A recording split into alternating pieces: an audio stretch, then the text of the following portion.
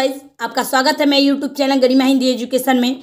जैसा कि आप सभी को पता है कि हमारा यूजीसी नेट री एग्ज़ाम का डेट भी आ चुका है और बहुत जल्द हमारा एग्ज़ाम भी स्टार्ट हो जाएगा। अब हम जो क्वेश्चन करेंगे वो हमारे एग्ज़ाम के दृष्टि से बहुत ही महत्वपूर्ण होंगे, यानी कि जो एग्ज़ाम हमारा होने वाला है उसके नज़रिया से सारे क्वेश्चन बहुत ही महत्वपूर्ण होने वाले हैं। आज का पहला क्वेश्चन है, देवनागरी लिपि की उत्पत्ति किससे हुई है? खरोष्ठी लिपि, ब्राह्मी लिपि, पैसाची लिपि या कैथी लिपि? तो देखिए, देवनागरी लिपि की उत्पत्ति किससे हुई है? तो वो हुई है ब्राह्मी लिपि से। किससे? ब्राह्मी लिपि से। ऑप्शन नंबर क्या हो जाएगा? 2 इज राइट आंसर। ब्राह्मी लिपि से ही देवनागरी लिपि की क्या हुई है? उत्पत्ति हुई है। ऑप्शन नंबर 2 क्या हो जाएगा? करेक्ट हो जाएगा। अगला क्वेश्चन है, किस क्षेत्र की बोली को काशिका कहा गया है? इसी प्रकार के क्वेश्चन आते हैं जो हमें क्या करें? कंफ्यूज करें। तो काशिका कहाँ की बोली को कहा जाता है? बेसवाड़, आरा, भोजपुर, बनारस या मगध? तो देखिए, किस क्षेत्र की बोली को काशिका कहा गया है? तो वो कहा गया है बनारस के। किसको? बनारस के। Option number 3 is right answer. Banaras की क्षेत्रीय बोली को क्या कहते हैं? काशिका कहा जाता है। और अवध की क्षेत्रीय बोली को बेसवाड़ा कहा जाता है। और काशिका का दूसरा नाम क्या है? भोजपुरी है। क्या है? भोजपुरी। अगला क्वेश्चन है, अष्टछाप के कवियों के प्रथम नियुक्त कीर्तनकार कवि कौन थे? हमें बताना है कि अष्टछाप कवियों में प्रथम कीर्तनकार कवि कौन थे? नंददास, कृष्णदास, सूरदास या कुंभनदास? तो देखिए, अष्टछाप के कवि में कितने थे? तो 8। कौन कौन? कुंभनदास, सूरदास, परमानंद दास, कृष्णदास, गोविंद स्वामी, छित स्वामी, चतुर्भुज दास और नंददास। तो इसमें देखिए, कुंभनदास जो थे ये प्रथम नियुक्त कीर्तनकार कवि थे। Option number 4 is right answer. कभी कभी पूछ देता है कि कुंभनदास किसके शिष्य थे या कुंभनदास के गुरु का क्या नाम था? तो दोनों क्वेश्चन का आंसर क्या होगा? वल्लभाचार्य। क्या होगा? Vallabhacharya. Option number 4 is right answer. अगला क्वेश्चन है, निम्नलिखित में से जायसीकृत पद्मावत क्या है? पुराण काव्य, धर्म काव्य, रूपक काव्य, चंपू काव्य? तो जायसीकृत पद्मावत जो है वो क्या है? वो है रूपक काव्य। क्या है? रूपक काव्य। पद्मावत की रचना 1540 में हुई थी। कब? 1540 में। Option number 3 is right answer. Padmavat की रचना 1540 ईस्वी में हुई थी। किसने किया था? तो मलिक मोहम्मद जायसी ने किया था। यह उच्च कोटि का क्या है? रूपक काव्य है। अगला क्वेश्चन है, निम्नलिखित में से हिंदी प्रदीप पत्रिका के संपादक कौन है? भारतेंदु हरिश्चंद्र, लाला श्रीनिवास दास, बालकृष्ण भट्ट, राधा चरण गोस्वामी? तो देखिए, हिंदी प्रदीप पत्रिका के संपादक कौन है? तो वो है बालकृष्ण भट्ट। कौन है? बालकृष्ण भट्ट। हिंदी प्रदीप पत्रिका कब लिखी गई थी? 1877 में। कब? 1877 में। ऑप्शन नंबर क्या हो जाएगा? 4 इज राइट आंसर।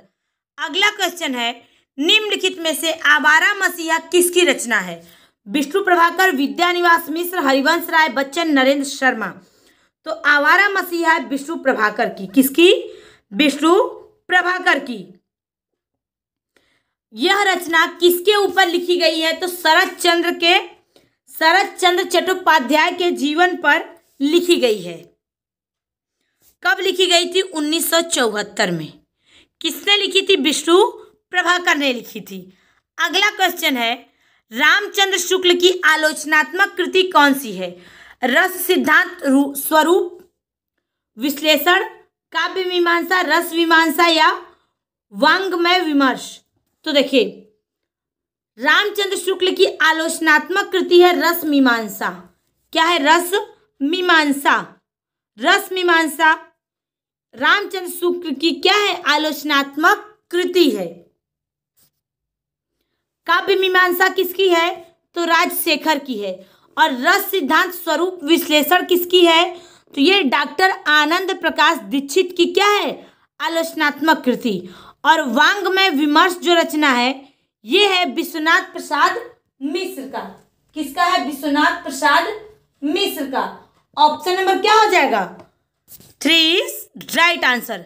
अगला क्वेश्चन है, निम्न में से मनोविश्लेषणात्मक शैली के उपन्यासकार कौन है?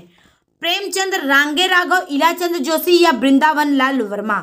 तो देखिए, मनोविश्लेषणात्मक शैली के उपन्यासकार कौन है? इलाचंद्र जोशी। कौन है? इलाचंद्र जोशी। ऑप्शन नंबर क्या हो जाएगा? 3 इज राइट आंसर।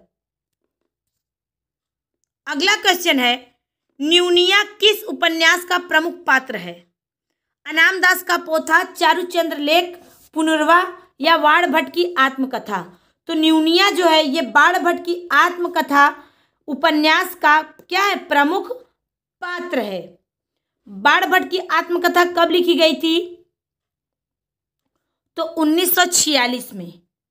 चारुचंद्र लेख 1963 में, पुनर्वा 1973 में और अनामदास का पोथा 1976 में लिखा गया था।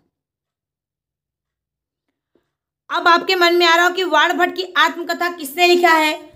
तो हजारी प्रसाद द्विवेदी ने। चारुचंद्र लेख किसने लिखा है?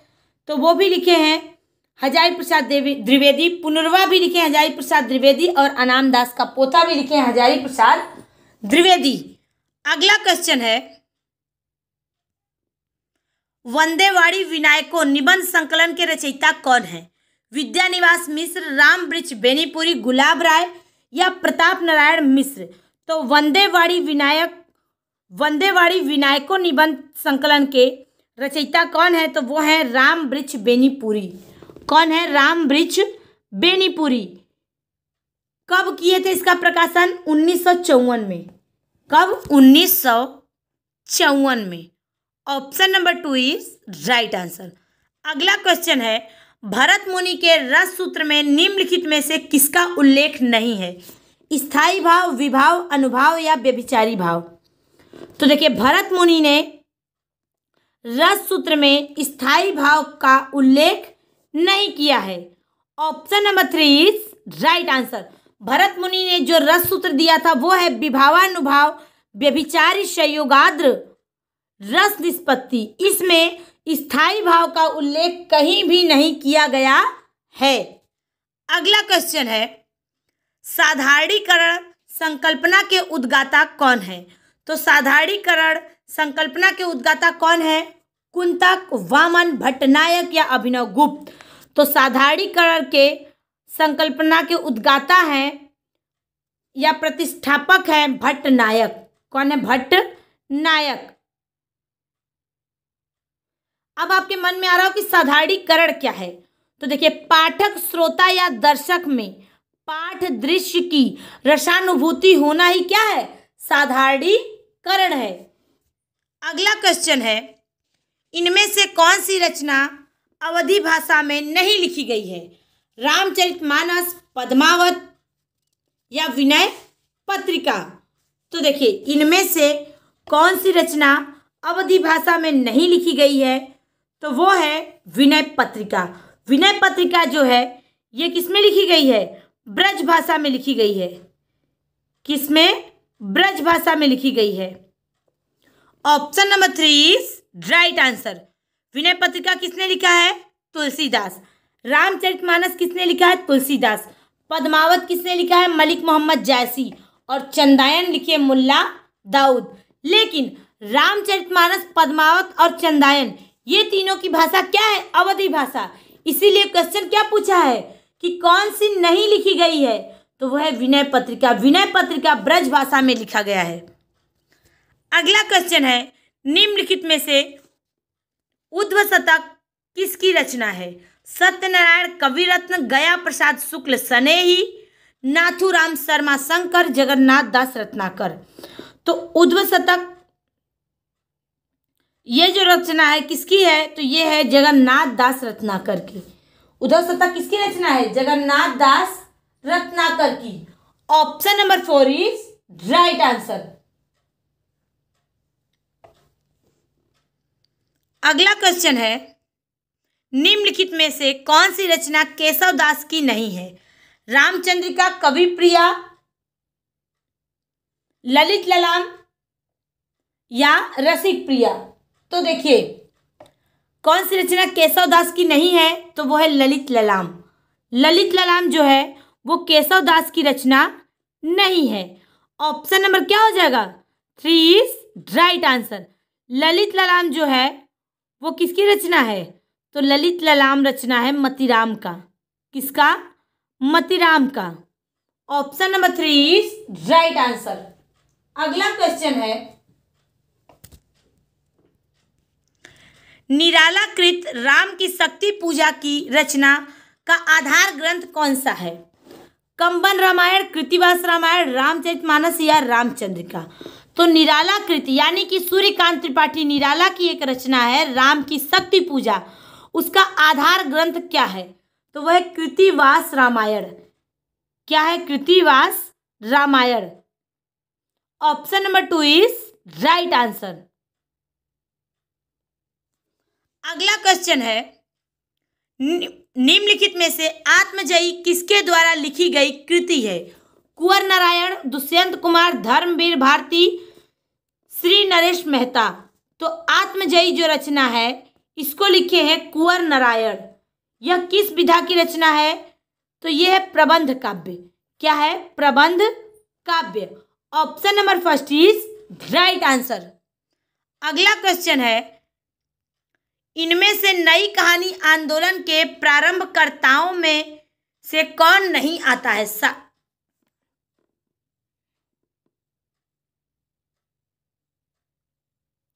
ये क्या है? क्वेश्चन गलत है। इस क्वेश्चन का आंसर क्या होगा? तो देखिए, इनमें से नई कहानी आंदोलन के प्रबंधकर्ताओं में कौन नहीं आता है? तो मैं ऐसे ही बता देती हूं कि कौन नहीं आता है। तो वो है ज्ञान रंजन। ज्ञान रंजन जो है ये क्या है? कहानी के हैं। और यानी ये जान लीजिए कि नई कहानी आंदोलन में कौन कौन आता है। तो वो आते हैं कमलेश्वर, मोहन राकेश और राजेंद्र यादव। इन्हीं तीनों लोग जो हैं ये नई कहानी आंदोलन के प्रबंधकर्ताओं में आते हैं। तो ऑप्शन नंबर तो कोई है नहीं यहाँ पे। अगर हमसे पूछे कि नई कहानी आंदोलन के प्रारंभकर्ताओं में कौन नहीं आता, तो मोहन राकेश, राजेंद्र यादव और कमलेश्वर ये तीनों लोग आते हैं। अगर आपको इन तीनों लोग का नाम याद रहेगा तो जो नहीं आता है चौथा ऑप्शन क्या है? वही होगा। अगला क्वेश्चन है, निम्नलिखित में से कौन सा महाकाव्य नहीं है? साकेत, कामायनी, महाप्रस्थान या प्रिय प्रवास? तो देखिए कौन महाकाव्य नहीं है? तो वो है ऑप्शन नंबर 3 महाप्रस्थान। महाप्रस्थान जो है ये नरेश मेहता द्वारा लिखा गया क्या है? प्रबंध काव्य है।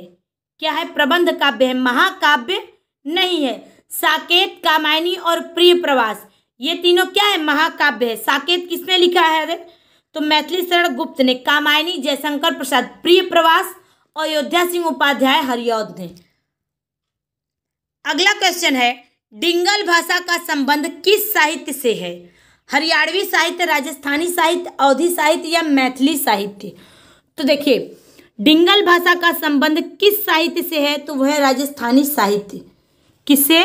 राजस्थानी साहित्य। Option number 2 is right answer. Dingal भाषा का संबंध जो है राजस्थानी साहित्य से है। डिंगल भाषा कैसे मिलता है? तो अपभ्रंश और राजस्थानी दोनों भाषा मिलकर क्या बनते हैं? डिंगल भाषा।